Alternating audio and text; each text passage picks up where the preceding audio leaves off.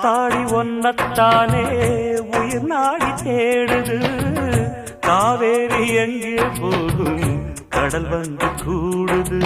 அந்திப் பொழுதில் தென்னங்கிளையில் தென்றல் கூத்தாட மையை எழுதி மஞ்ச குருவி கையை கோத்தாட அடங்காத ஆசை கொண்டு நானும் போராட